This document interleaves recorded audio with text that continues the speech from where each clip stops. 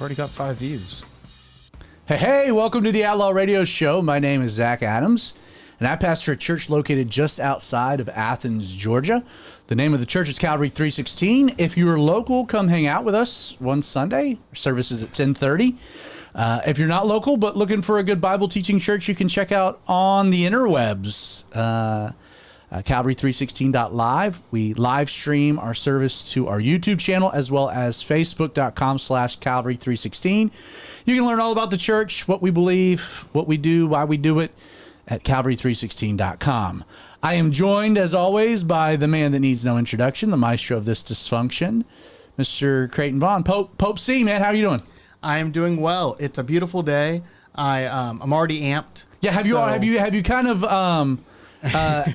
dried out a little from earlier? Yes. You can explain to the audience. I don't think I have pit stains. Explain which is to the audience a little bit of what we're doing, why we're doing it. Yeah. So what we're doing now, or what we just did. What we just did. So what we just did was I did an interview with Zach. Well, Zach did an interview with me. I interviewed you.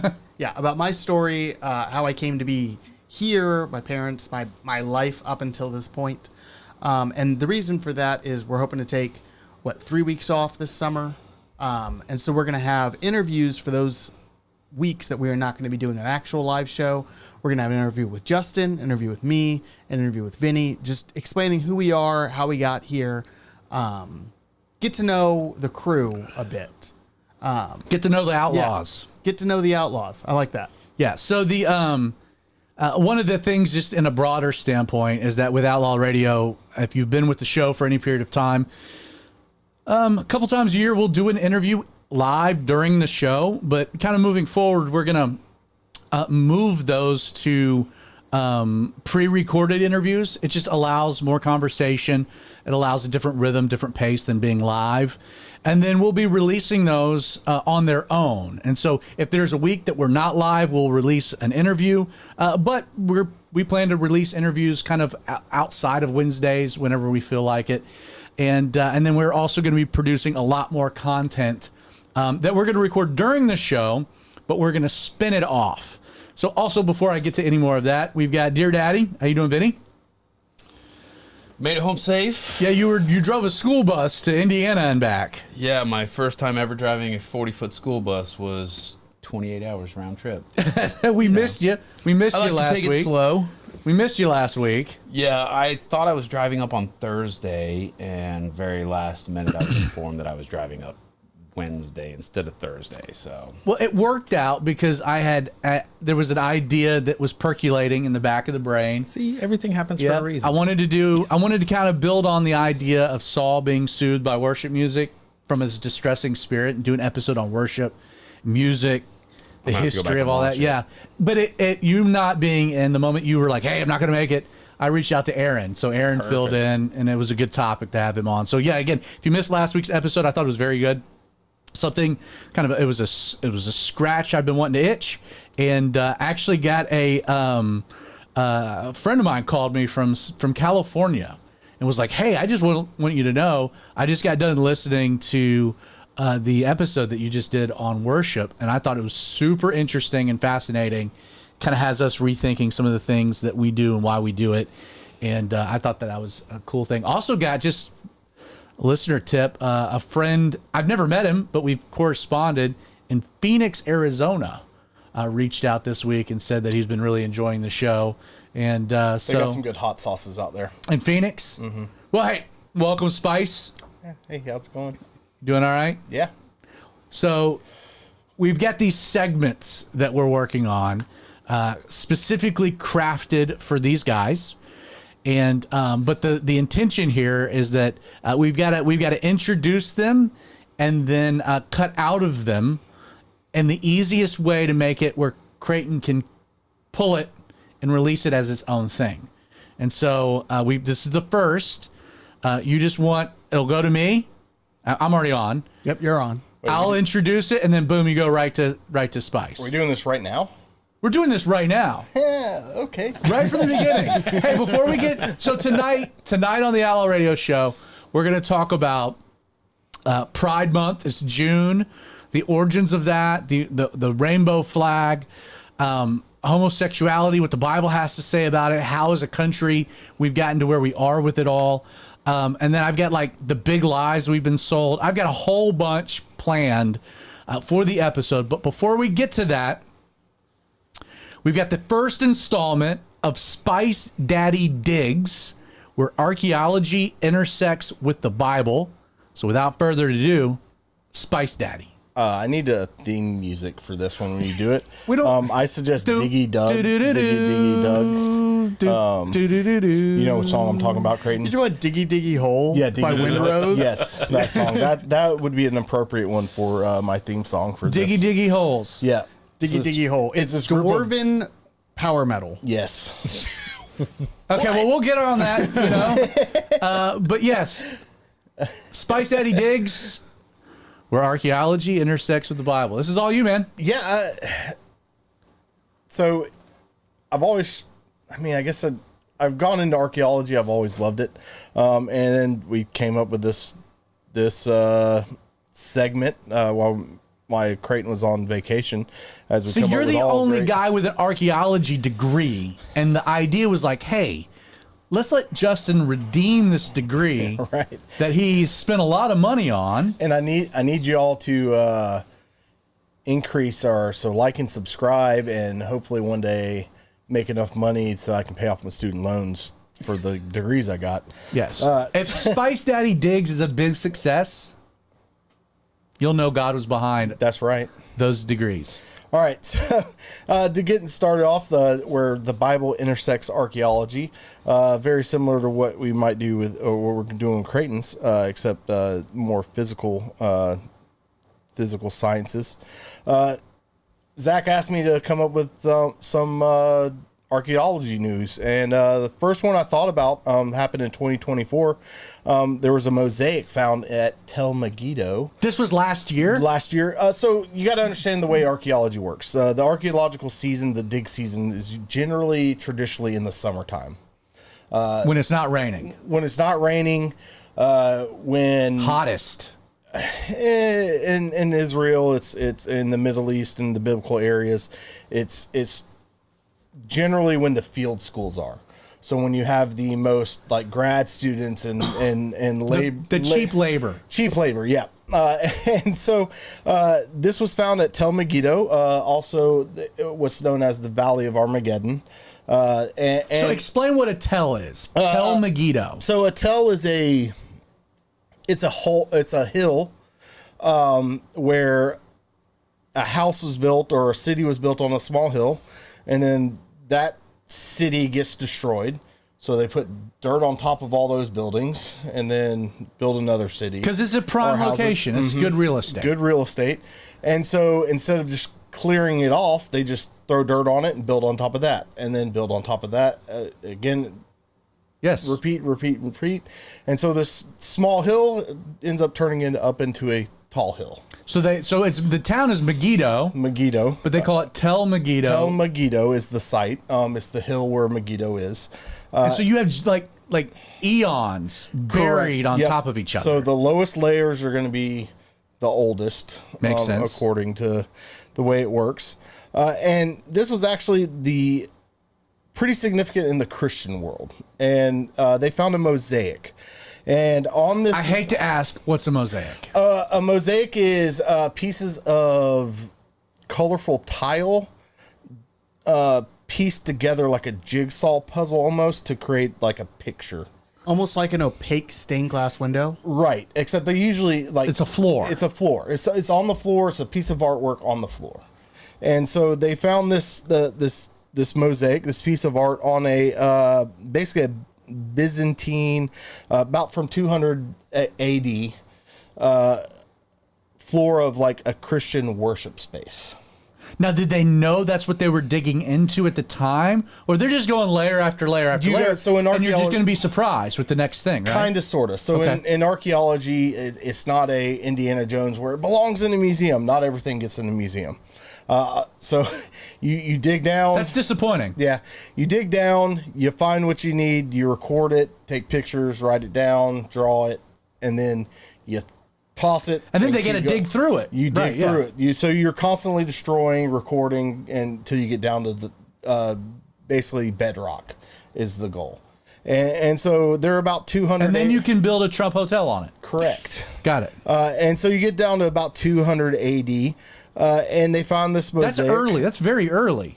Very early, within 150 years of and this was how do they know it was a Christian worship space? Well, let's get to that. I love it. Yeah. So it was believed to be in a worship hall, and they do this because they found an inscription in this mosaic, and the inscription includes the phrase, "The God-loving Ekeptoios." You get on to me for pronunciation. Yeah, but it's all Greek. What? Greek has not worked for me. What I'm better was with that? I'm better with the Hebrew. Anyway, it says, offered the table to God Jesus Christ as a memorial. So this mosaic was Again, year 200. year 200. This mosaic was donated, and this was basically someone saying, "Hey, this person donated this to God Jesus Christ." So this is basically the earliest reference that we found, aside from the biblical text, of Christians referring to Jesus as God. And it's on the equivalent of a memorial bench. correct. Yeah. That's awesome. Yeah, and so the reason why I find this important is because there's I guess they're old movements, but still modern movements, and you see it within things like Islam and stuff that say, no, we don't believe that Jesus was God, and this is a very good evidence to say that Christians have always believed this thing. So, I've absolutely heard people, especially Muslims, claim that Jesus never claimed to be God, and that the early church didn't believe Jesus to be God. That was a Correct. later idea that was read into the and so text. aside from biblical text, like, this is a very, very early reference to that. That's awesome. The other thing I find interesting about that is that this is a church, a Christian church of worship, again dating to 200 or so, in the land of Israel, post 70 AD. Right. So like, But what's also like cool, it has Christian roots into the area that's 400 years before Islam. and you're ever gets probably thinking, because this was found within a Roman camp, that this was part of the Roman Empire expansion in the church. This was before that. there. 150 years before Constantine. Yeah. Correct. Wow. Yeah. And so this is very, very early. And it just, oh man, it's so important, I think, to kind of give you evidence that your faith has a solid foundation and hasn't changed into what we believe now. Like, it stayed the same. Well, there you have it. Indiana Spice. The first Spice Daddy digs where archaeology intersects with the Bible. Thank you, Spice Daddy. Yeah, man. So there was our first segment. Hope you enjoyed that. The nature of tonight's episode, I've been debating, I've been going back and forth. Do I throw the next segment at the end of the show, or do we just maybe try to work it in right now? And the reality is I think it'd be better to work it in right now. So the next segment we've got, we're calling, so we got Spice Daddy and we've got Deer Daddy. As the deer panteth for the water, so my soul longeth after, and he kills deer. But all of them. He also rides the them ones he around in sees. his truck. Yeah. That's right. He also had a baby deer. That No, was it was a a story. full-blown deer. It started as had a baby. antlers. It was a baby to At begin one with. point. Yes, and then you nursed it to health. When And I remember acquired correctly- it had antlers. It was hit by a car. It ground its antlers off, ripped a huge chunk of meat out of its butt, and I kept it in a pen and doctored it and babied it until it regrew its antlers, and then we turned it loose, and it still hangs out at our property today. all right, so here we go. I'll do a clean intro, Creighton. You ready for this? Ready. All right, these are random questions from the audience or me. Title of the segment, Dear Daddy, what is the best way to cook 3 different types of meat? I love that. Steak, ribs, and salmon. So with those 3 different meats, from your expert culinary opinion, if I gave you a 16-ounce ribeye, a chunk of salmon, or a rack of ribs, what would be the best strategy to cook each of those 3 types of meat? Okay. Dear Daddy. Starting with the ribeye, I would do a reverse sear. So I have a Rectex smoker, shameless plug, and I would load that up with like a very mild wood pellet, like alder. A lot of people don't like mesquites and more of the harsher woods. I've actually gotten compliments at church from some of the older ladies that claim they didn't like barbecue because the smoke was too pronounced, abrasive. Okay. And I use alder because it kind of meets every palate. So if you're cooking for guests or cooking for people you're not familiar with their palate, I would smoke it low and slow, 140 degrees for about 40 minutes, depending on the thickness of the steak. Reach an internal temperature of 120. Pull it off the smoker, sear it hard over charcoal, let it rest 10 to 15 minutes and serve. Salt and pepper, baby garlic powder. Anything else is overhandling. I don't believe you. Ribs, I would also smoke low and slow. Maximum temperature that I smoke my ribs at is 180 degrees. I do a saltwater. Now, why is that? Because when the meat reaches 150 degrees surface temperature, it locks up and stops absorbing smoke. So if you're smoking at 225, 250, you're going to lock that meat up earlier, so you won't get as deep a smoke penetration. So when you cut into it and you get that pink smoke ring, at a higher temperature, it's going to be thinner, which is less flavor. At a lower temperature, you're going to get a deeper smoke ring, so more flavor, more tender.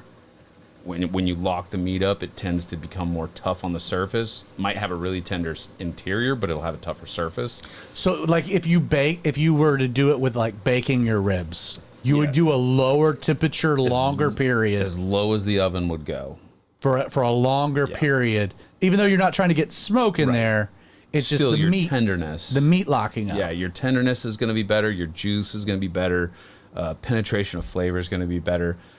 It's like if you bring that meat up to temperature too fast. That's why I do a reverse sear on my steaks versus searing and then a slow roast, because once you lock that surface up, you stop absorbing flavor.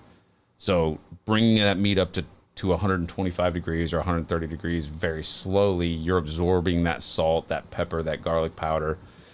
So same with the ribs, you bring them up very, very slow, and then once they hit an internal temperature of 150, you can do a hard sear on them, create a little bit of a bark.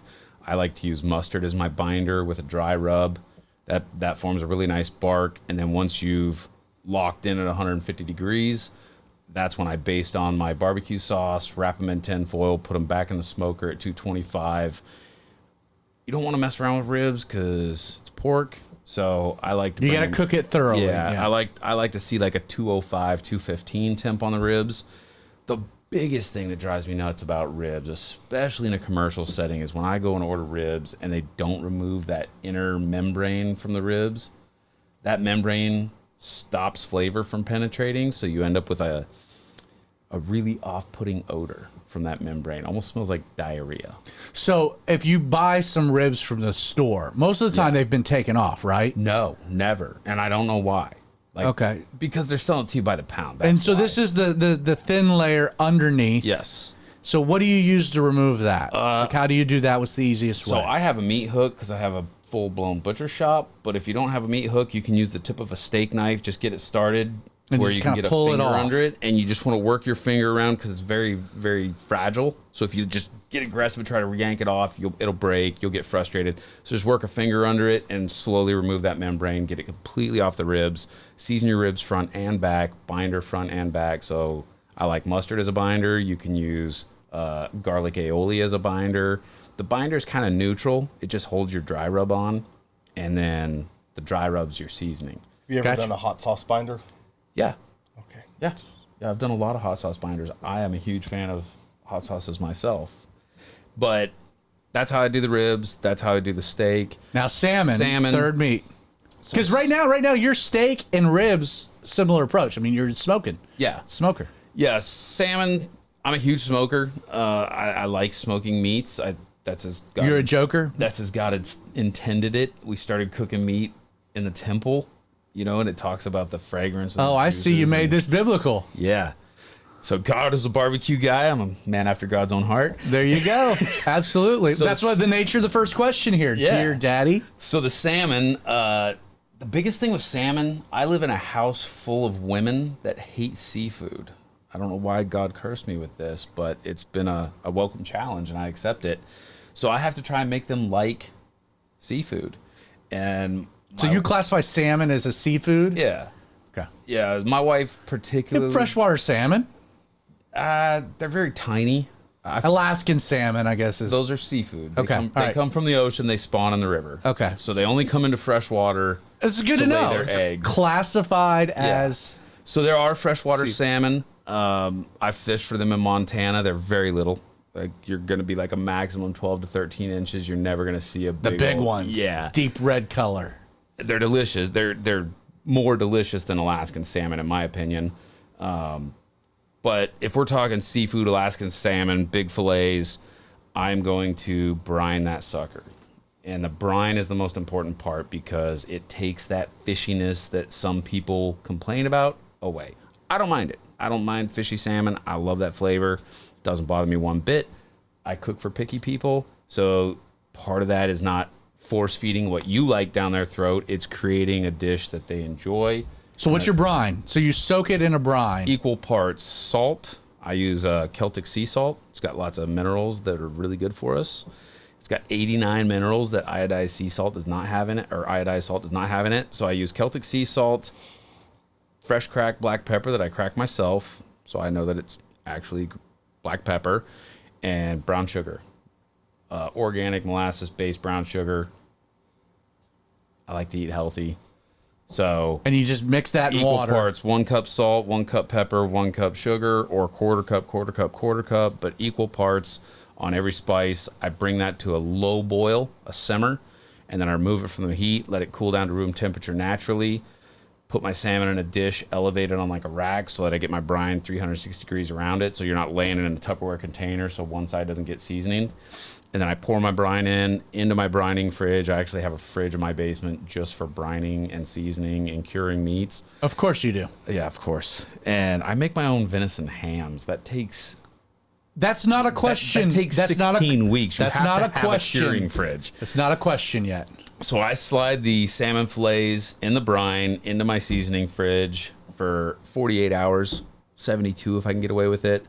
And the salt and the sugar helps to start curing that meat.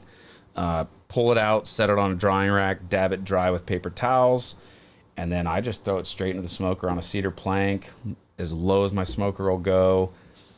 Really what I'm looking for is flakiness. Like when the salmon starts to flake apart, I pull it. So it's not even really a temperature. Yeah. You're going for more not of a temperature, feel. just a visual.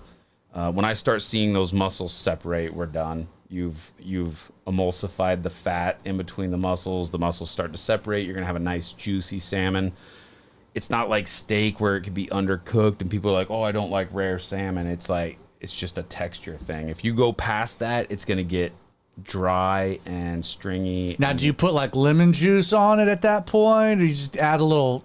Not really. No, I you usually serve it with like a homemade hollandaise. My wife loves hollandaise, and it's a nice citric acidity to the fatty, smoky, so it complements it well. Well, there you have it. Your first Dear Daddy. Now you know a recommended recipe for steak, ribs, and salmon. I don't believe any of the things he just said. I'm like Thomas. I'm going to need to see the holes in this meat before I. I see. I see what you did I there. see.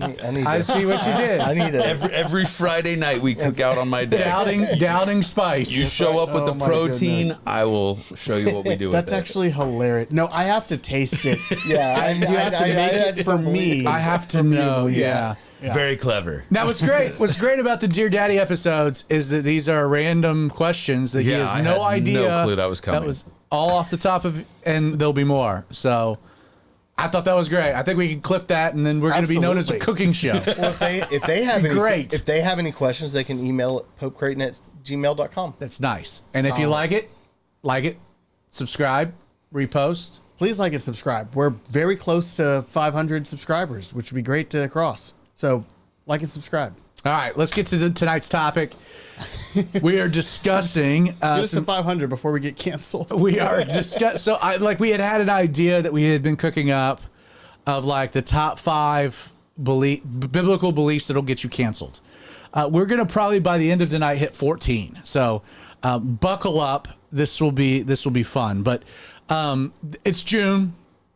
Very interesting month of the year here in the United States of America because it's Pride Month. And Pride Month has changed actually quite a bit this year than in years past. I don't know if you guys have noticed it. There was it feels like last decade, every corporation in America changed their logo to something with the rainbow flag in it for the month of June. Very few did, which is just kind of an amazing thing. That got me interested in how did this happen? Like, where did we get the whole Pride Month? Like, where did it come from? What's the origins of it? We're all familiar with it, but it does feel like a relatively new phenomenon. And in my research, this led me to a place known as Stonewall Inn, and more specifically, a riot that took place associated with Stonewall Inn.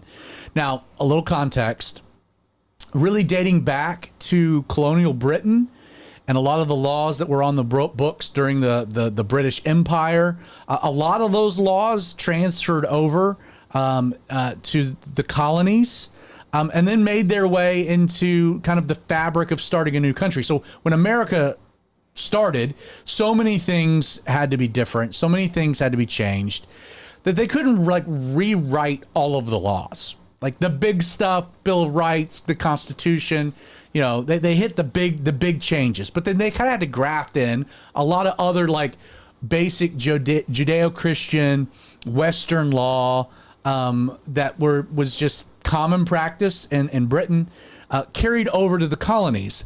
Of those laws were a lot of sodomy laws, laws about public prostitution, sodomy acts.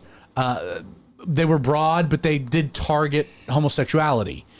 So those things were on the books throughout all of American history. Every state had their own varieties of them. These sodomy laws that carried over from the British colonies. However, 1960s, all kinds of things begin to change in America. We have the sexual revolution, a lot of seismic shifts, a lot of the distrust of institutions, challenging norms, the hippie movement. And so in the 60s, certain countercultural communities, and typically major cities, often also affiliated with drug culture, Marxist revolutionaries, there were homosexual enclaves during the 60s that were not necessarily like mainstream public out in the open and in the face, but they had like certain places that they could congregate, and they could experiment within their own particular lifestyle. One of those such places was a location off of Christopher Street in New York City, and it was the Stonewall Inn. It was one of the few places in New York City where gays could go and socialize.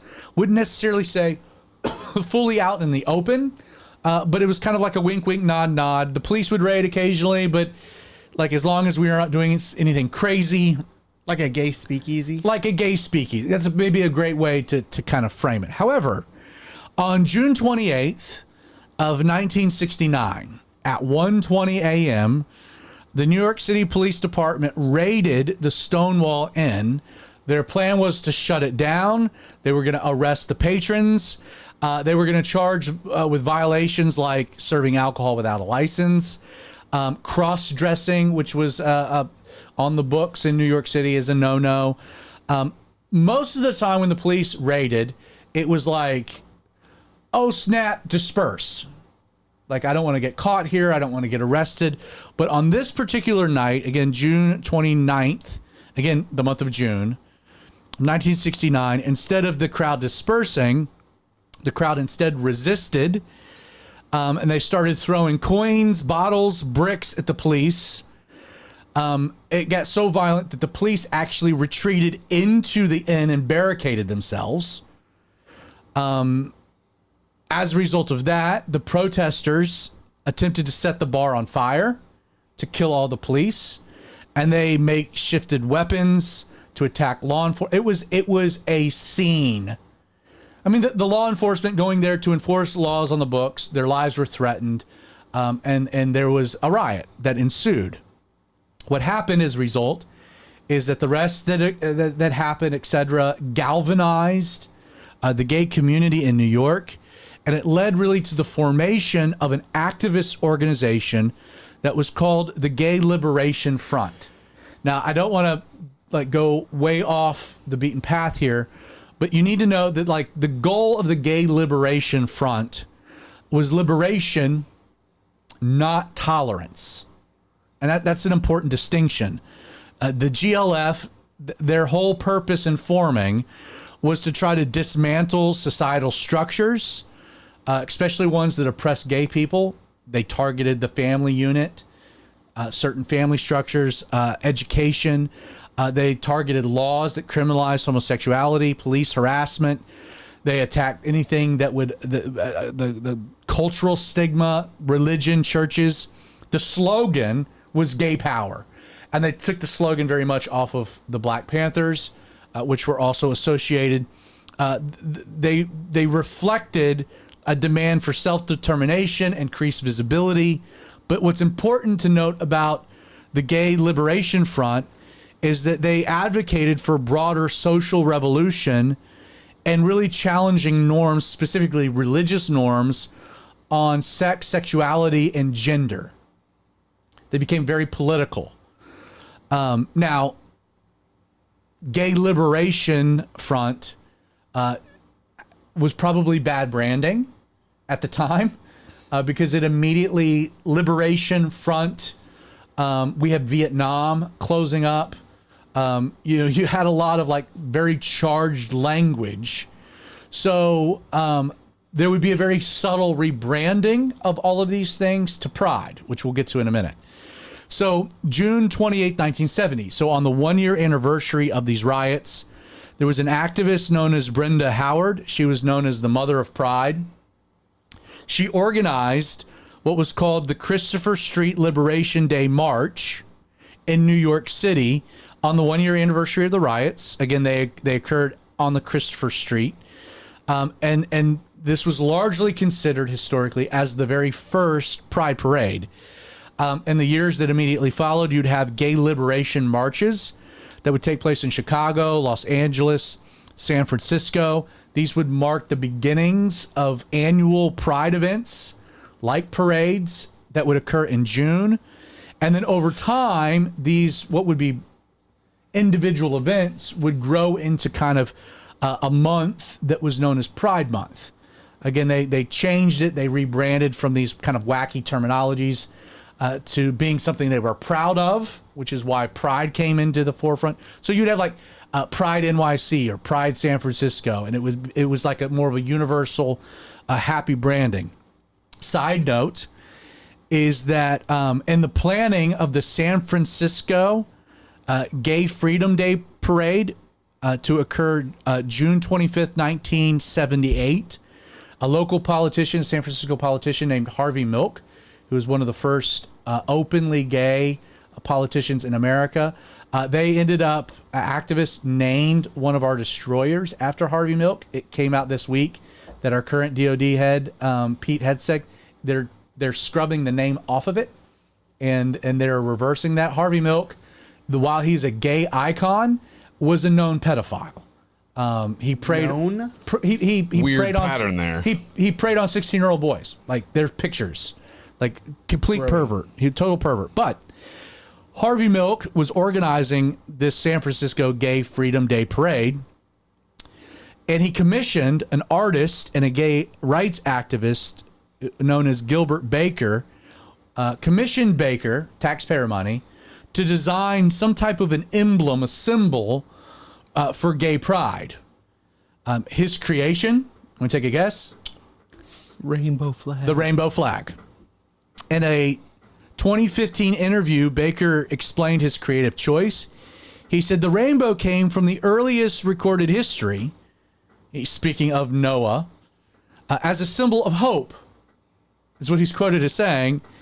It fits us. It's all the colors, all the sexes, all the races. He would later add that the rainbow, quote, celebrated love. I don't think he ever read the story, the biblical story of the rainbow. Personally, I'm offended that the rainbow is used in this particular context because it is a documented and admitted like Christian symbol that God would not judge the world ever again with a flood, but would later judge it with fire. When he killed all the gays with a flood. With a flood. Weird. So, no, it wasn't all the gays. We'll get to that. That was pre-flood.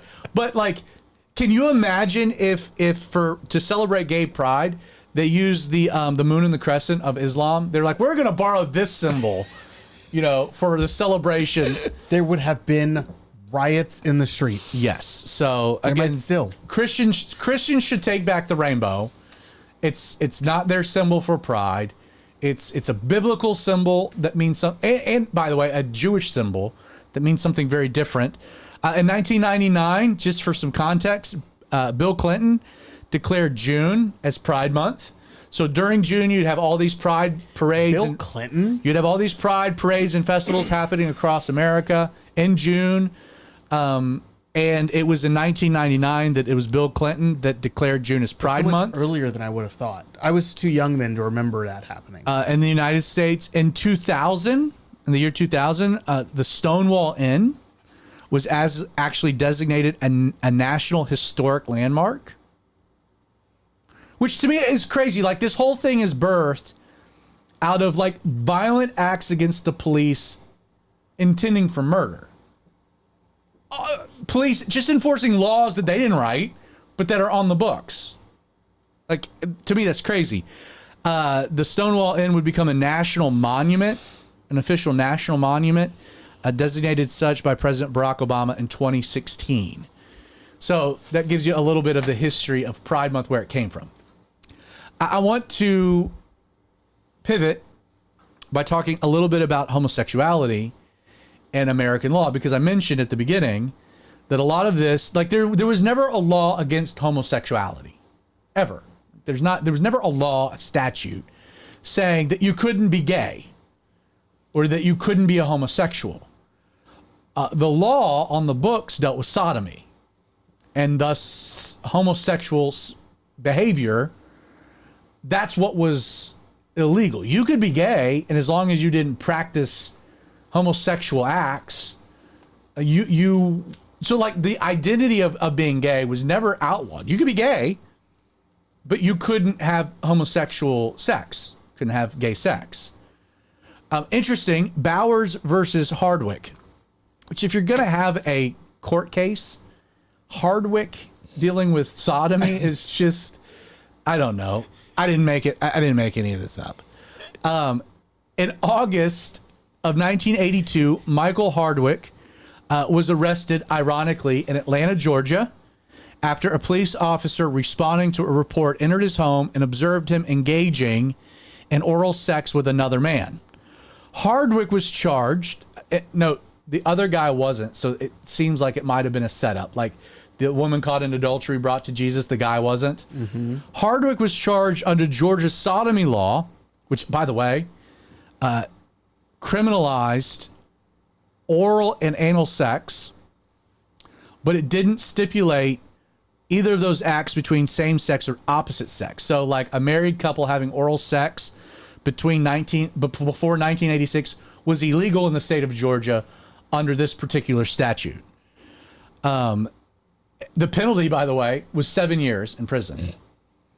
The charges get dropped, but Hardwick, under the consultation of the ACLU, challenged the law's constitutionality. Now, what's nuts, pardon the expression, is that the United States Supreme Court upheld Georgia's sodomy law by a ruling of 5-4. They ruled that the Constitution, yes, implied right to privacy under due process clause of the 14th Amendment, but that did not extend to homosexual sodomy. I am way too 12 to be here for this episode. So in 1986, but just for some context, we're trying to hold it together over here, man. This Hardwick got me. This is easy. 20 years after this crap goes down in New York City, right? 20 years later, the Supreme Court rules that the Georgia law of sodomy was constitutional and could be enforced up to 7 years in prison. Like, that's kind of a mind-blowing thing. 20 years is a long time. Yes. This is 1986. I'm 3 years old. Like, oral sex between a man and a woman that are married was punishable by 7 years. That's crazy. Fast forward. Lawrence versus Texas. Not explicit. This ruling comes in 2003. So on September 17th, 1998, Houston police entered the apartment of John Lawrence in response to a false report of a weapons disturbance. What do they find? Well, they find Lawrence and a guy named Tyron Garner engaging in sexual activity. Definitely a setup. Both were arrested and charged under Texas's homosexual conduct law, which criminalized, quote, deviant sexual intercourse, anal and oral sex between individuals of the same sex. So this is a different law than Georgia's. It was Class C misdemeanor, fine, $500. So this is not prison time. In a 6-3 decision, actually the decision was written by Anthony Kennedy. On June 26th, 2003, the Supreme Court struck down the Texas law, invalidating all remaining sodomy state laws, which existed in 14 states, as now being unconstitutional under the Due Process Clause of the 14th Amendment. This decriminalized immediately private consensual same-sex activity nationwide, overturning Bowers versus Hardwick. So in 2003, homosexual activity became legal, which is, to me, blows my mind, really. 2003. Yeah, that's way later than I would This is thought. 2 years after September 11th. That's actually kind of crazy. It's very interesting. The Bush I administration. was 10 years old. This leads us to Haberfeld versus Hodge, 2015. This is a landmark case. It was the consolidation of several lawsuits from Ohio, Michigan, Kentucky, and Tennessee, where same-sex couples challenged state bans on same-sex marriage or recognition of out-of-state same-sex marriages. The lead plaintiff, Jim Haberfeld, sued Ohio after the state refused to recognize his Maryland marriage to John Arthur, who had died in 2013, on his death certificate. It was controversial. I remember this. It was a 5-4 decision. Again, the opinion written by Anthony Kennedy again.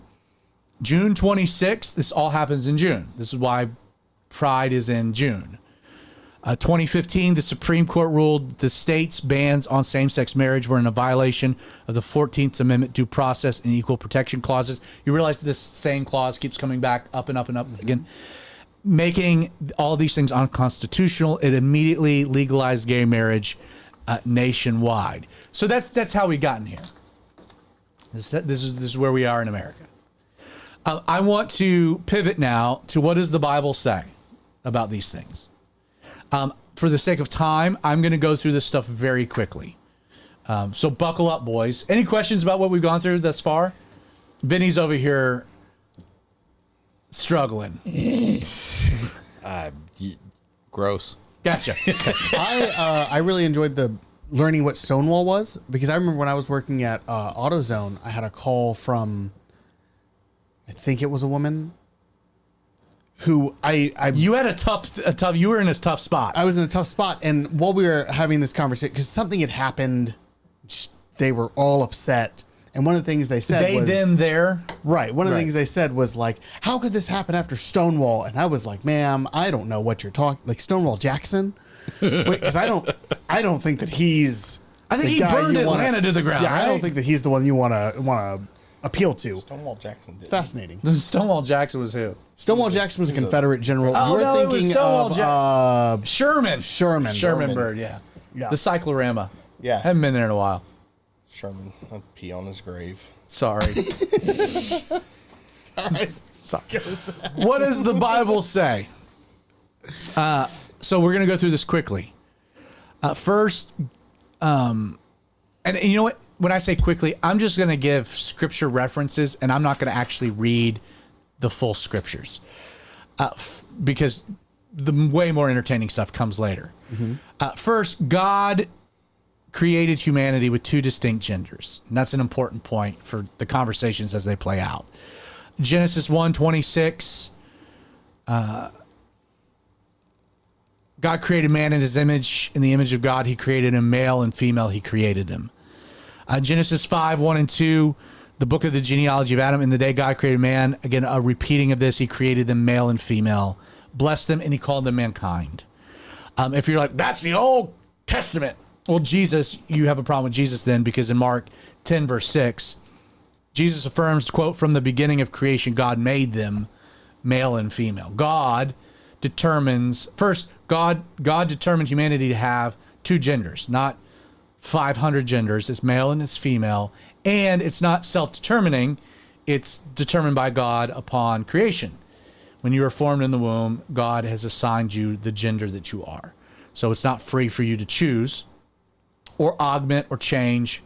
God is the one that assigns. So that's a biblical concept. We can not even argue it. It's just what the Bible says too.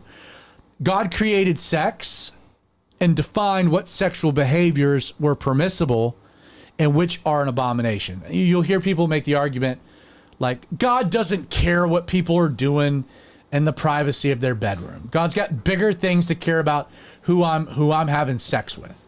Well, then you can bring that up to God. Because like when God takes his people to Sinai and like weighs in on how his people were to function and operate, he gives a whole 2 chapters on this stuff. In fact, in Leviticus 18, God establishes throughout the whole chapter laws on sexual morality. Not just homosexual stuff. Like this is like God doesn't want you changing for your dad or your mom or having sex with an in-laws. Like there's a whole bunch of like God very much, he created sex, designed it, and he very much has an opinion on how this thing is to operate between human beings. That is an indisputable reality of Scripture. Specific to that, verse 22 of Leviticus 18, within a whole bunch of stuff, God says, you shall not lie with a male as with a woman. It is an abomination. You're like, well, that's unclear. Go a couple chapters to the right, Leviticus 20, God is laying out the penalties for breaking his law. Verse 13, he says, if a man lies with a man as he lies with a woman, both of them have committed an abomination. They shall surely be put to death. Their blood shall be upon them. You're like, well, again, this is the law, old covenant stuff. Romans 1, Paul writes, therefore God gave them up to uncleanness and the lust of their hearts to dishonor their bodies among themselves, who exchanged the truth of God for the lie, worshipped and served the creature rather than the Creator, who's blessed forever. Amen. For this reason, God gave them up to, quote, vile passions. And then he defines these vile passions. For even their women exchanged the natural use for what is against nature. Likewise also the men, leaving the natural use of the woman, burned in their lust for one another, men with men, committing, again, what the Bible's now defining what is shameful, and receiving in themselves the penalty which is their error that was due. 1 Corinthians 6, do you not know that the unrighteous will not inherit the kingdom of God? Do not be deceived. And then there's a list of the unrighteous. Fornicators, idolaters, adulterers, homosexuals. You're like, well, wait a second. That's not what that means in the Greek. It means effeminate. Yeah, gay people. Nor sodomites, which, if you have a problem with that, is defined as abusers of themselves with mankind. That is as textbook as you can get for homosexuality. Similar reference to these things you'll find in 1 Timothy 1:10. So this is not just an outlier. The third point here, that God, biblically, what does the Bible say about it? God designed sex to express, like, what is the point of sex? It is to express the oneness that occurs when the man and the woman marry. That's why procreation produces a person. So God took man, divided man, male and female, then said, come back together. You will be one flesh. And what is the sign of that? The one flesh that then comes out of the woman. You're now one. That person's half of you and half of them.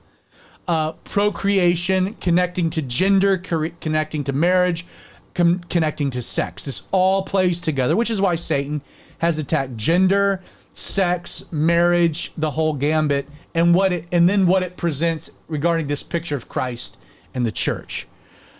You can go to Genesis 2. If you're like, again, Old Testament stuff, Jesus affirms all of this in Matthew 19. Paul will affirm these principles in Ephesians 5. Similar idea you'll find in 1 Corinthians 6. Fourth thing that should be noted is that God judges homosexual sin. Not only in the law do you find that that's a penalty of being stoned to death, but then you get to Genesis 19 and you have this whole story of Sodom and Gomorrah. You can read through it on your own. Clearly, there's some angelic weirdness going on, but there's also some homosexual stuff happening. Lot is in the middle of this perverse culture. His family's in the middle of it. He is clearly trying to stand against it, but God judges Sodom. It's why we call it a sodomy, because it's a direct reference of Sodom and Gomorrah. And if you're like, well, you're convoluting the story, then I refer you to Jude 1, because we specifically have that he's reserved an everlasting change under the darkness of judgment in the great days as of Sodom and Gomorrah, the cities around them in similar manner as these, giving themselves to sexual immorality. So God's calling it sexual immorality, going after strange flesh. 2 Peter 2, 4 through 11, again, substantiates the sexual perversion that's taking place in Sodom. So again, to say that the Bible is wishy-washy on homosexuality is just not to take the Bible at its word or to be fair to the topic in general. Any questions with any of that from you fellas? It's pretty straightforward. Pretty cut and dry. Yeah, absolutely. If you think that the Bible doesn't preach against homosexuality, you either aren't reading the same Bible or you're intellectually disingenuous. Or you don't believe the Bible's literal. Or you're intentionally trying to deceive people. All of those are true. Episcopal Church. Or the United Methodists. Yeah. More and more every day, Lutherans. man. More and more every day. So let's get to what will get us undoubtedly canceled. So thank you for being with us with the Outlaw Radio Show. We've appreciated you for the last several years. Again, we want to hit 500 subscribers before we get If banned. you never find another episode, this will be why. So buckle up. I got 14 points to make. The big lies. So the things that we've bought into as a society over the last 40 or 50 years, maybe even more specific to the last 20. You guys, Creighton, you're the youngest of the group. I'm the oldest of the group. These two, Dear Daddy, Vinny, lie between us. We've all lived through, again, major changes in American society. I did not, when I was in school, I don't know if I knew. I went to public high school. I don't know if I knew any gay people. You had some people that you suspected, and then you find out later in college they kind of came out. But it wasn't like gay clubs or flamboyant. It was, if it existed much at all, it was super. What would be the right phrase? Countercultural, fringe. To the point that now. You deal with the youth. They've dealing with furries at school. Oh, yeah. People identifying as cats and dogs. The kids now, half of them, they all know somebody. And when I was in high school, we had one transgender kid at our school. I knew him in middle school, and I knew of him in high school. Or her. Or her. And now, Vinny, you grew up in Montana and more rural places. I mean, your experiences, but you've been a part of seeing man, culture moved real fast, didn't it? He deals with his daughters who are in school. Well, my best friend in high school is gay. Wasn't then. Was accused, and I got in many, many fights defending his honor. And I was wrong. My gaydar is way off. That submarine snuck right up on you. Yeah. Yeah, like we built muscle cars together. Sunk your battleship. And, like, went elk hunting together. And, like, I mean, we were best friends. He was the best man at my wedding. Did an amazing job. Made my wedding very memorable and special. And then... and hooked up with one of the other groomsmen. Yeah. A couple years later. But, yeah, I didn't know that. I just threw that I've out there. received a lot of advice in my life from many great people. And the day that I found out that my high school best friend was gay, my dad said, well, you know, love the sinner, hate the sin.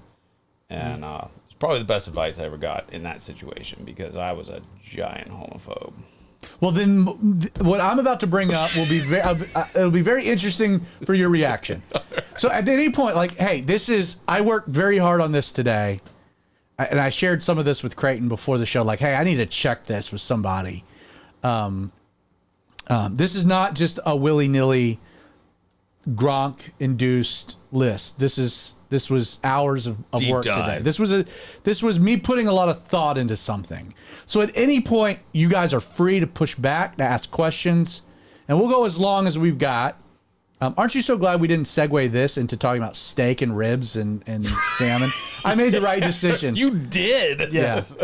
Yeah. We also couldn't have done Spiced Eddie Diggs. Would have had the wrong ring.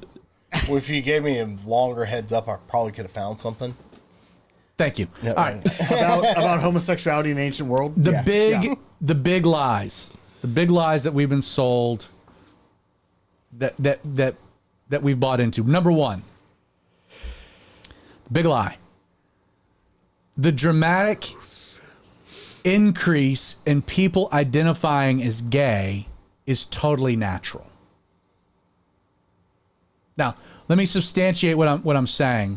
So the silent generation, so this is people born between 1946, identifying as LGBTQ+ was 1.3% of the American population. Baby boomers, 46 to 64, it's 2.7%. Gen X, 65 to 80, 4.7%. I mean, that's like over 40 years is only like a 3% margin. But millennials, 81 to 96, it jumps from 4.7 to 13.1. And then from 97 to 2006, Gen Z, it goes up to 22.7%. 22%. This is according to Gallup data from 2024. So this doesn't have data regarding 25. But I mean, you're going to go and basically from your grandparents to their grandkids, you're going a 20% increase. Society. That is an insane. Here's my point. That's not natural. No. So the big lie one of the lies we've been sold is that this dramatic increase in people identifying as gay is totally natural. My argument is that it's manufactured. Is that kids, through whether social media, through music, through entertainment, that there is an agenda that is forcing something that is abnormal and has historically always been abnormal, normalizing it. You don't have a 20% increase in 3 generations and that be something that's just naturally occurring. You don't even have that. Like, let me set aside Christianity. You don't even have that evolutionary, because that's the destruction of your species. Like, that's not even like negative mutations, which are against the development and propagation of the species, get weeded out very quickly. This is the first negative mutation because it doesn't benefit the species, because it minimizes procreation. It's not the furtherment of the biology. Like, this is not even in evolutionary terms possible. My point? You guys get my point? Oh, yep. Absolutely. This is AstroTurf. It's unreal. So going off those dates, it kind of threw it out there, like in my brain.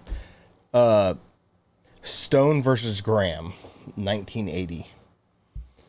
Anybody know the significance of that? Mm-mm. The Supreme Court ruling in Stone versus Graham, the court found that displaying the 10 Commandments in schools violated the Establishment Clause of the First Amendment, which prohibits the government from establishing a state religion.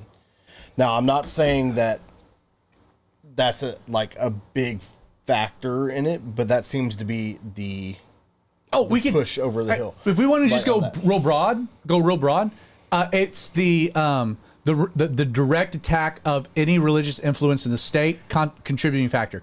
The watering down of the church, the mega church movement, and seeker friendlyism, contributing to it.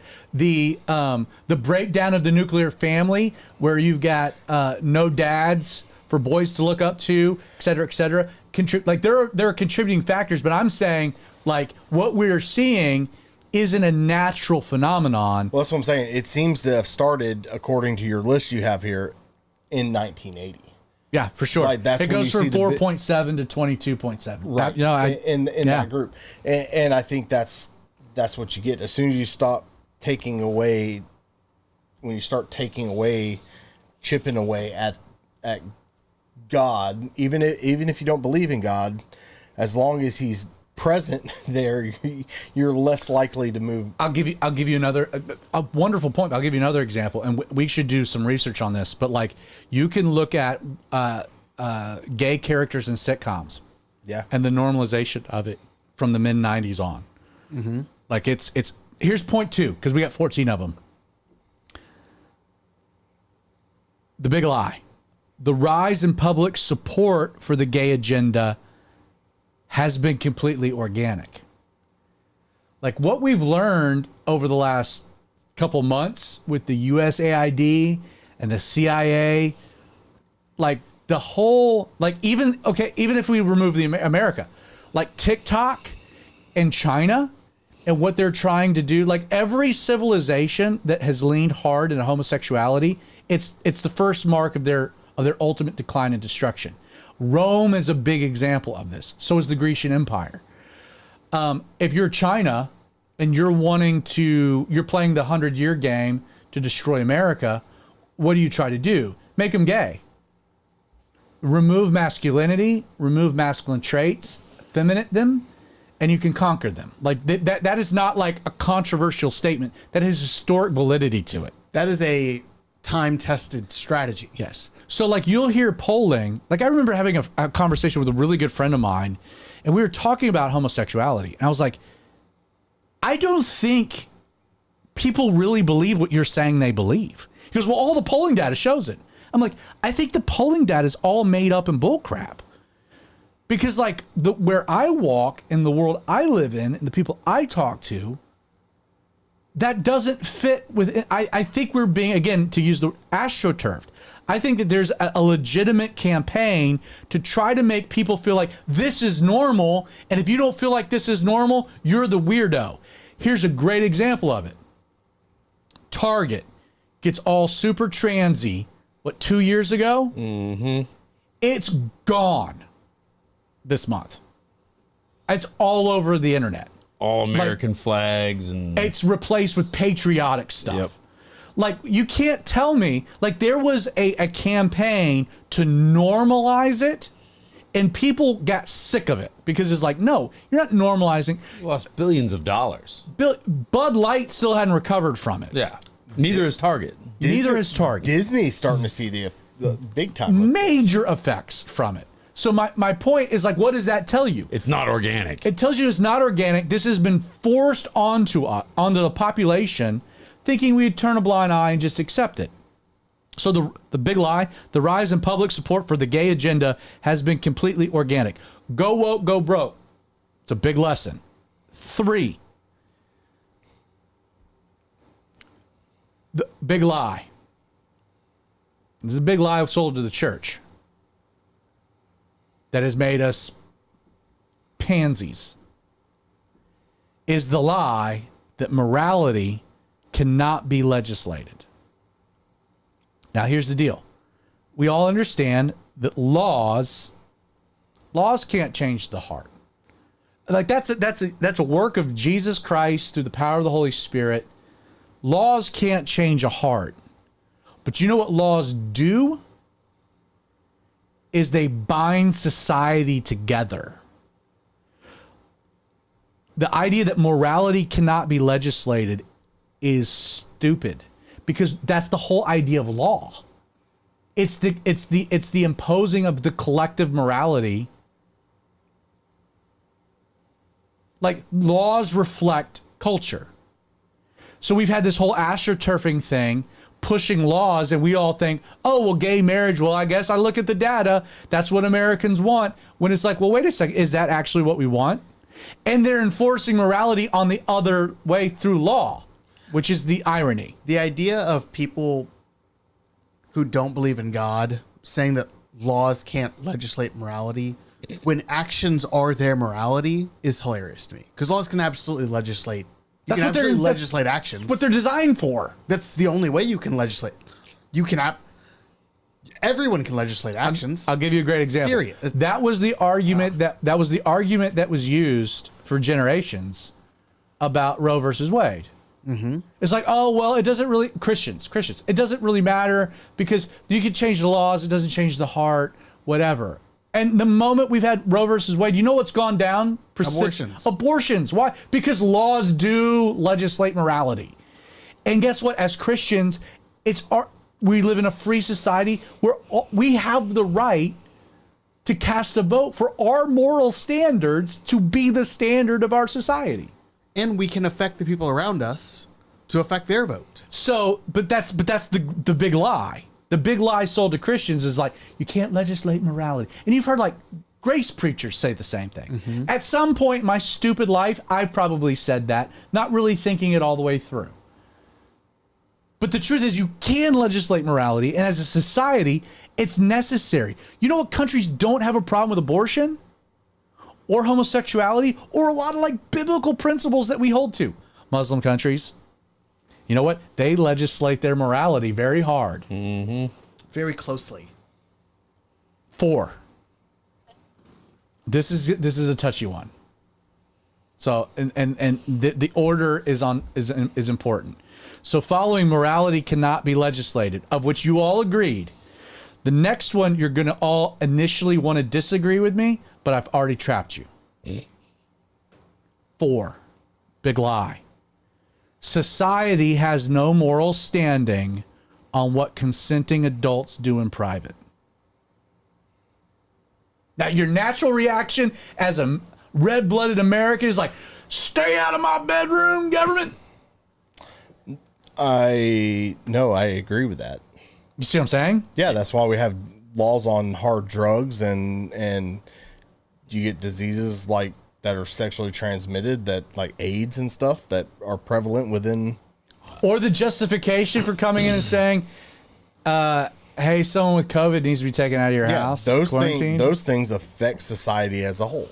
I had a really good conversation about this with a very good friend of mine. It's a tough one, isn't it? Right?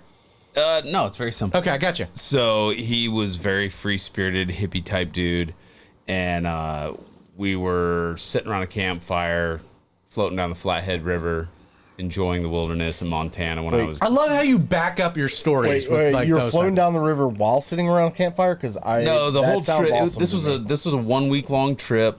We did it every year. I took my employees and we would float down the Flathead River. Flotation device. Yeah. We would live off the land. We would shoot ducks, catch fish. Like we would take like a very small cooler full of essentials and just go on a. Vinny, we understand you've lived a more exciting life than all of us. So we were sitting around the campfire, and I'm not loud about it.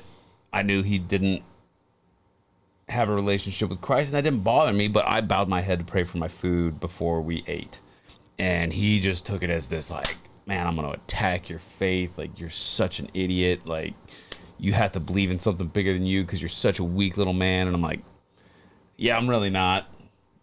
But if that's what you think, okay. And he was like, well, I just feel like God doesn't want us to have any fun. And I was like, okay, give me an example. And he's like, well, I can't, according to your Bible, it's not my Bible, but, I just read it.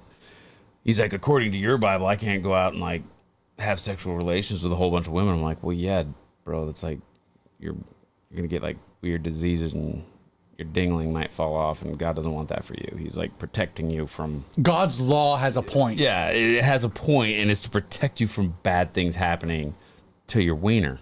Like, God wants you to enjoy that and keep it. And also your soul. Yeah. Go even further. And he's like, well, I'm supposedly I can't go out and get drunk. Like, well, yeah, because you like get drunk and you hit like a minivan full of kids and kill a whole family and you go to prison. Like, God's once again trying to protect you from bad things happening. It's not he doesn't want you to have fun. He's protecting you. Like, all these rules and regulations and laws are not to like make sure we don't have fun. It's just like, hey, man, like here's a real simple guideline so you don't destroy things or kill people. And so it was like, it was the last and final attempt of him attacking my faith. Like, I dumbed it down to a level that like a preschooler couldn't argue with it. And he was just like scratching his head like, oh man. So yeah, I agree with you. Like I'm not going to freebase cocaine in the privacy of my bedroom because it's not healthy. The initial, like, society has no moral standing on what consenting adults do in private. Like, I actually entered that into Gronk just to see what it would say, and it gave me like this whole America speech about preserving freedom and the balance of tyranny, and like it gave like I even like printed it off. I was going to include it. I was like, yeah, it's too much. Because like as Americans, we kind of like, no, I don't want the government in my room.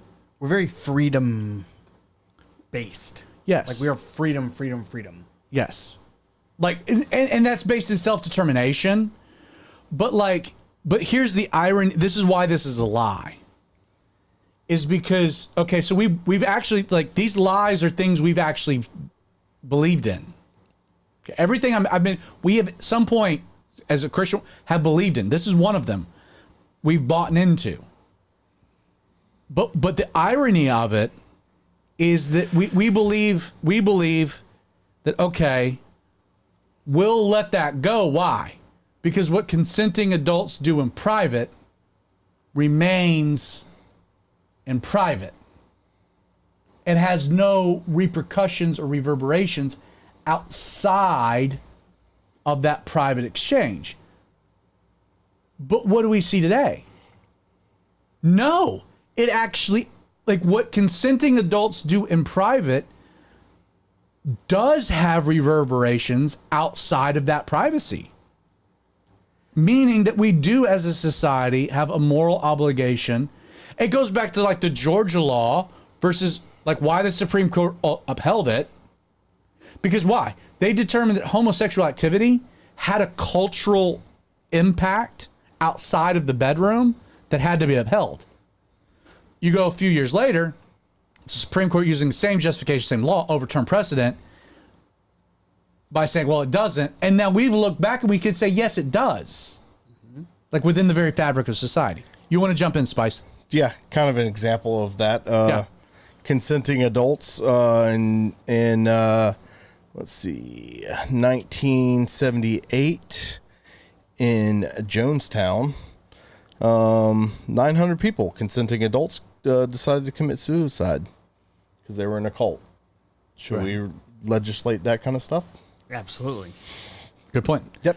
Here's number 5. We're not even halfway. Yeah, I've got a curveball from our buddy Frank that you can decide whether or not to take in this episode or in another. But do you want to throw the curveball in right now or at the end? Come back to me. We'll throw it in at the end. Okay, well, let's see how it progresses. Throw it in at the end because this is a good one. See how it progresses and where the curveball should come. Okay. Number 5. This is a good one.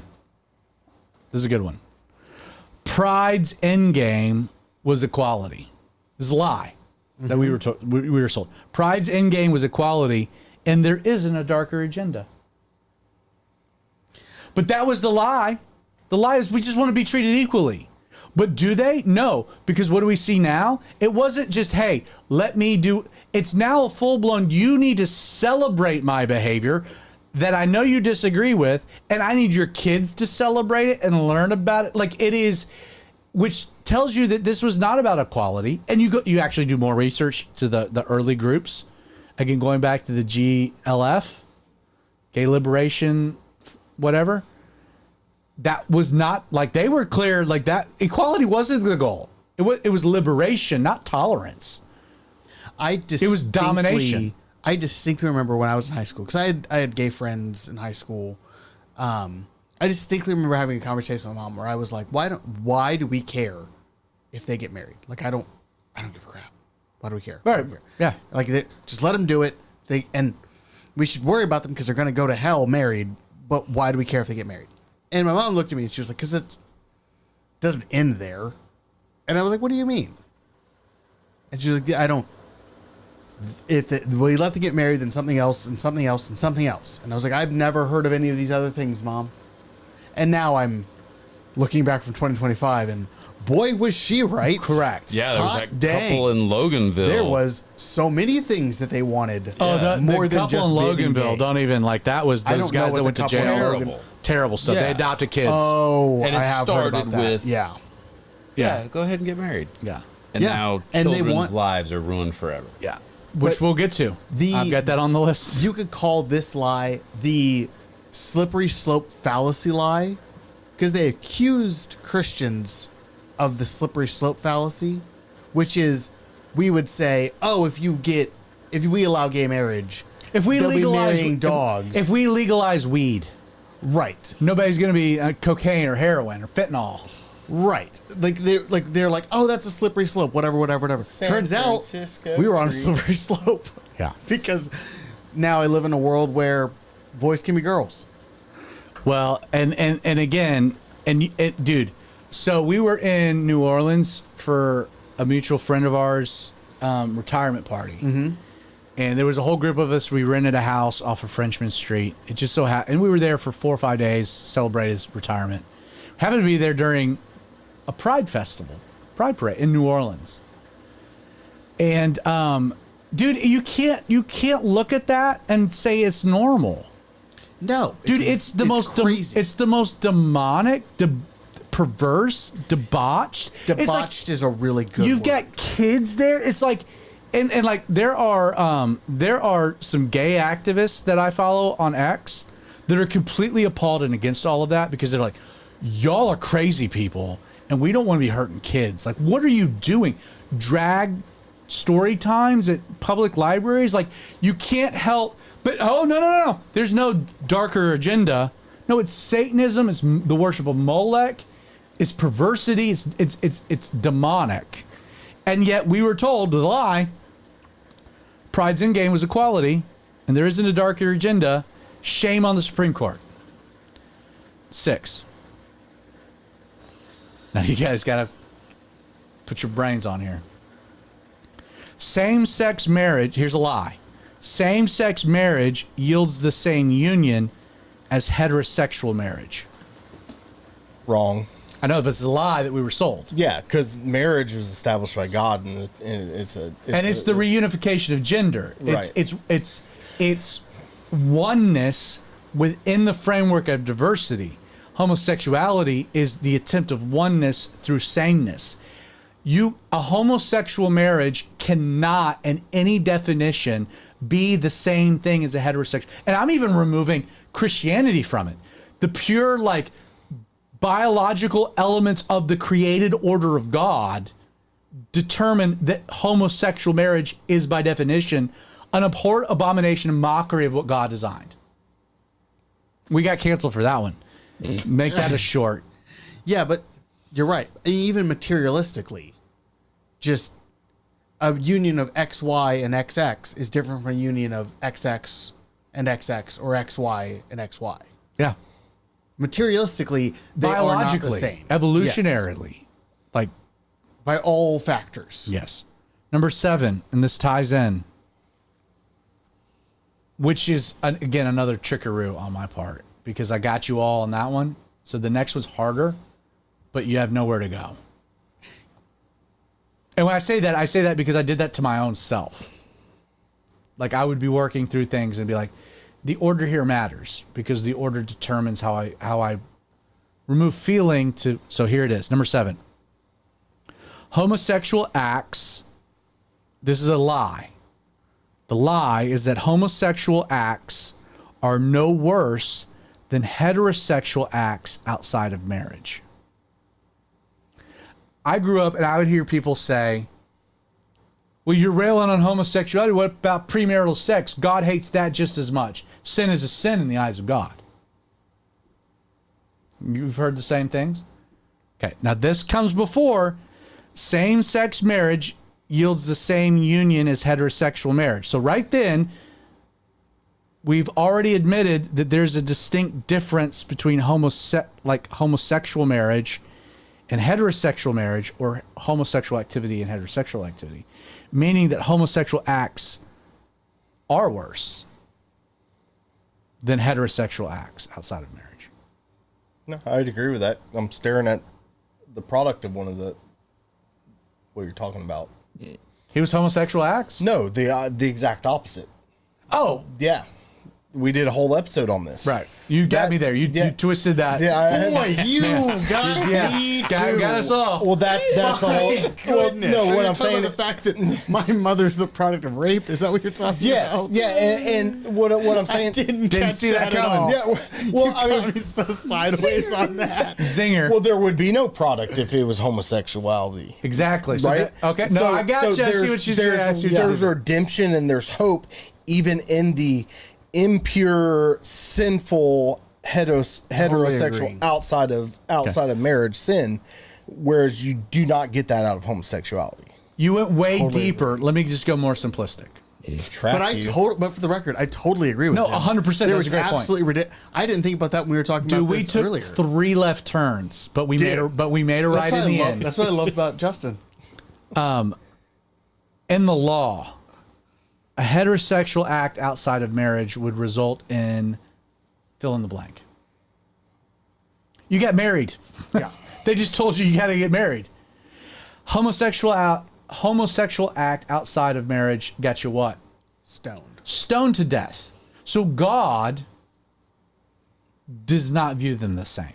No. You can just take that for what it is, but that is what it is. Let's get cancelable. Oh, now we're getting I canceled? thought we already passed that point. Oh, Dude, we're getting like there. 14 ago. Here we go. Here's a lie we were sold. Same-sex partners are better than a child having no parents at all. Heard Incorrect. that one. That one makes me chafe a bit. I'm going to be honest. That one makes me chafe a bit because I have a hard time. We talked about this earlier, but We you did. made the idea of actual Christian orphanages. And do I think that would be better than What's an abomination in the eyes of God? yeah. A man pretending to be a mom? Yeah. Yeah, I mean that's Better. But It's a tough one. that's the first one that I've gotten to where that one But makes what me. happened to the kids in Loganville once again? I mean, Yeah, they didn't grow up in an orphanage, Okay, but let me segue. It's a great segue to number 9. Here's another lie we were sold: that there's no connection between male homosexuality and pedophilia. ooh, there definitely is. Because Harvey, go back to this, the emperors, the Caesars of Rome. Mm-hmm. They were gay and they were completely into boys, like the little boys. early Marxist dudes, like in America, the beatniks were making arguments for the male lover boy dynamic. Like, you want to see where all this goes ultimately and historically? We go from normalizing gay marriage and all this. It all comes back to pedophilia. It will ultimately end there. Yep. It will ultimately end there because it's a demonic play. Yep. And there's several steps in between, but you go like all of these almost not I don't want to give a percentage because then I could say I'm wrong. But like over and over and over again, you see these horrific molestation situations, and they're almost always connected either to a male that's gay or deeply addicted to pornography. And so many gay men are the victims of that abuse. Yep. It's almost like sexual sins breed more sexual sins. Number 10. We got 5 more. A long episode. This is a 1A and 1B. The lie. A person is born gay. Do you know there's no scientific evidence for that at all? Literally. But even in your science class in high school, that's gospel. Mm-hmm. But it's not provable. It has not ever been proven. Even if it were, this is the 1B. The other lie is how a person is born justifies a lifetime of behaviors. Just because you were born broken doesn't mean God wants you to remain broken. It's so funny to me because the same people who will tout the idea of, oh, I was born, like Lady Gaga has a song, I was born this way, are the same people. A bad singer? Who will get like real upset when someone who was born in like the 20s or 30s says something racist. And it's like, well, they were kind of born that way. Like, or if you're Irish and so weird. You're born angry. Or you're born angry and drunk. That's racist against Irish people. Sorry, Irish people. I'm Italian. 11. Here's another lie. This is a good list. This is a good list. Oh, yeah. It's a great list. Look, we're getting canceled. Let's do it. Number 11. Big lie. Human experiences have no impact on sexual orientation. Do you realize how quickly you'll get a whole bunch of stuff when you point out that lesbians either didn't have a father, had an abusive father, like a vast majority of them, or play in the WNBA? Oh, yeah. Like that, and like again, the lie is that human experiences. Like if you go and you start talking about how many gay men had an abusive father, brother, uncle, you can't talk about that. You're born this way. We've already addressed that. Nature, nurture. Well, if you become this way, then you have a problem, right? Now, granted, Christians have taken that to some weird place where we're like therapy camps of reindoctrination. We can shock it out of them. Right. I mean, there's weirdness that comes the other direction with all that. But I think you have another aspect of that too, though, is the further away you get from God, the further you delve into things that are ungodly. I mean, Sodom and Gomorrah is a perfect example of that. Totally I agree. mean, what's more, I hate saying this, what was one of the first commandments God gave us? Don't play Fortnite. Let your kids do it. He gave Adam and Eve the command to go be fruitful and multiply. He gave that multiple times, right? Gave it to Noah and stuff like that. What's the exact opposite of being fruitful and multiply? You can't be fruitful and multiply if you're in a homosexual relationship. Totally agree. All pleasure without obedience. Right. Yeah. That's a great point. Great point, Spice. Number 12. Final 3. Sexuality is so important. It's the primary driver of a person's identity. It's a lie. That's the part of it that to me is like the whole pride thing is like your entire identity is wrapped up in the fact that you're a dude that wants to do your thing with another dude. Like that's who you are. Like who you are as a person is boiled into that. I have the same objection to the lie that we talked about earlier with the gay sexual sin versus straight sexual sin. Straight people who are having sex outside of marriage, that's not their personality. Well, I thought about that. I've known people that are like, dude, I'm a total gigolo. Like their identity gets wrapped up in how many women they lay. And also, that you know what? It's Barney from How I Met Your Mother. But that is not seen by the general public as the same thing as I think our generation, you can't justify it. You can't justify it. Our generation doesn't see that, but you see this newer generation that all they talk about is body count. Yeah. Absolutely. But I don't think that when people say that, they're not talking about promiscuity, because you'll hear them say that as well, that the Bible is talking about promiscuous homosexual sin versus promiscuous straight sin. And I still don't think those things are the same thing. Dude, I'm going to repeat this with a different context. Sexuality is so important. It's the primary driver of a person's identity. That is not just applicable to the conversation about homosexuality. That is maybe the most apt description of what we're seeing within our own culture of OnlyFans and body counts, and our entire personal identity has been tied into this one simple pleasure. So weird. It is weird. It's weird. 13, because we're running out of time. We bought into the lie that moral positions against homosexuality is proof of homophobia and bigotry. Yep. That's why people are so. That's the biggest change that's happened. Is the word homophobe, racist, bigot got thrown around so much during the pandemic that people were like voiced out about Bud Light and like, I don't care anymore. I'm going to stop going to Target. Okay, I'm a bigot. Like, when everybody's a racist and a bigot for every little thing, the word no longer has a meaning. So who cares? So everyone's a bigot. No one's a bigot. Exactly. But that's a lie that for a long time, Christians were very hesitant, pastors even, to preach biblical truth about these ideas out of fear of being called a homophobe, a bigot, a hater. As if one's moral position regarding homosexuality is proof of that. Again, Vinny, going back to what you said at the beginning, the advice you were given, love the person, hate the sin, but love the person. Mm-hmm. Like, we bought into the lie that was an impossibility. Right. That you had to accept the person's behavior to really love the person. Not true. Which is not true, which leads to the final point here. And it's the love wins. That the gospel and homosexual lifestyle are compatible. Gosh dang, Rob Bell. Whose love? God is love. No. Whose love wins? Because if it's God's love that wins, then your life is going to be changed.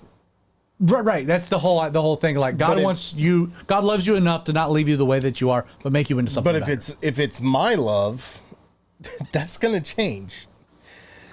That's Totally. why for the longest time 40% of marriages or 50% of marriages failed, right? Mm-hmm. They just grew apart. They stopped loving each other, and that was a good enough excuse. Like, humans' loves fail. And so if love actually wins, then it won't it's not going to fail. But you know where love also wins? Hell. Yeah. Because that's God loving a person enough to say, okay, I'll endure an eternity without you. And you'll endure an eternity without me? Because I'll respect your decision, because I'm not a divine rapist. I'm not going to force my love upon you. It's heavy. Like, love wins, not in the way Rob Bell says, but like the truth is, and you've heard that, like Jesus is like love. It's all about love. Like, Jesus loves a person. Jesus loves a person so much that he died on the cross to make them who they're not, or who their experiences made them, or who their biology made them, or who their birth made them, because it's called rebirth. And literally thank the Lord that I'm not the person I was. Yeah. We talked about that on the interview I did earlier today. Like 4 hours ago. I would not be the same person I am now if I was the same guy I was then. Yeah. Which sounds like a tautology, but it makes sense if you understand. The big lie. I mean, a bunch of them. What was Frank's comment? Yes. Oh, yes. So, there are three more. Hold on. We're just going to go with the first one, then we'll figure out Go what the with other Frank's. ones are. Frank added more. Yeah. So, the first one, which is a curveball. So, is there a correlation in Christianity between the establishment of women in the pulpit and the mainline denominations and the acceptance of homosexuality in the church? Ooh. I would have to, like that. Like I said, you might want to punt it to another episode because that's a big one. Yeah, not going there at 9:30. Good question. Yeah, the next ones are similarly, we'll have to punt. Okay, well then You want me to read? Yeah, read them real quick, just because the audience is listening. In the line of thinking that says a behavior must be tolerated because they were born that way, psychopaths are very often born that way. When they go about committing all sorts of horrors, should they also be tolerated in view of they had no choice? Oh, that's 100% in agreement. That one's actually a lot easier. I didn't realize that. Yeah, that's 100% in agreement with what we said. Oh, yeah. And you can even say that, like, okay, the rare percentages of psychopaths that become that way through traumatic events, aka the show Dexter. Mm-hmm. His brain, half of it wasn't working anymore because of a traumatic event. This still doesn't, societally, we don't justify that. So, yeah, that one's an easy one. And then the next one, you said there were... Those were two. Okay. That was it. The first one, we'll print that off for me or email it to me, and we'll look at that in more depth. Dear Daddy, any final thoughts? Yeah, it's gross. Don't do it. God put a wonderful wife out there for you. Go find her. She's nice. And his plans are perfect. Yes, absolutely. Like, it's not to, like you said earlier, it's not to restrict your enjoyment. No. It's to enhance it. No, God loves us. He doesn't. It's no different than loving your own child. You don't want to see your kid walk out into traffic and get smeared by a car, so you make rules. Spice. That, I think it was number 13, reminded me of, I did a review on the Pilgrim's Progress when they're going through the Vanity Fair. And that was a big thing that came up, was like, why are you being, against our pleasure and things like that? And so that reminded me of that. Pope C, real quick. Anything? Jesus loves you. If you're struggling with homosexuality, get in the Word. Life is better with Jesus than without. Even if you have to give up all of the things that you think make you you. That's exactly where I was going to go. And I think you said that very well. Again, it's not about your identity. We were all born with a broken identity. And yet God loved us, yes, enough that he sent his only son to die on the cross so that he could redeem us from that brokenness. Make us whole, positionally perfect, but then one day glorified. You are not whatever exists between your legs. That's not you. Like, you are the non-material, the non-physical. You're a soul that God knew before the foundations of the earth. And don't allow this sin and fallenness and brokenness and an actual enemy that wants to distort, pervert the truth, to propagate a lie. It's crazy to think that, like, you look at so much of what's happening, from transgender surgeries to all this stuff, and it ties into the occult, ancient practices of self-mutilation. Again, Satan has no interest in the betterment of humanity. It's his destruction, and that applies to you. The episode's not to rain on your parade. It's to say that your parade is on the way to hell. And there's a better way. And pride, last thought, you call it pride. And we're told that God resists the proud, but he gives grace to the humble. And that the pride, well, that's what led Lucifer to fall from heaven. God is never into pride. You can be proud of Jesus, but to take pride, again, you got to think about that one. And that's where we'll leave it. Thank you so much for joining us with tonight's Outlaw Radio episode. Thank you, Dear Daddy, for some tips on how to cook steak and ribs. Yeah, that was out of left field. I never saw that coming. That's the plan for those. And Spice, thanks for a cool archaeological update. Spice Daddy Digs. We'll be rolling those 2 little segments out as their own independent videos. So be sure to like them, share them. Sometimes those things and smaller snippets are easier. Thanks for, again, joining us. Please like, share this episode. If you're watching, check out the podcast, Apple, Google, Spotify. We release on Thursdays. If you're listening, hang out with us one Wednesday night. We got a couple more episodes before our summer break, so be sure to join us next Wednesday at 8 o'clock. God bless.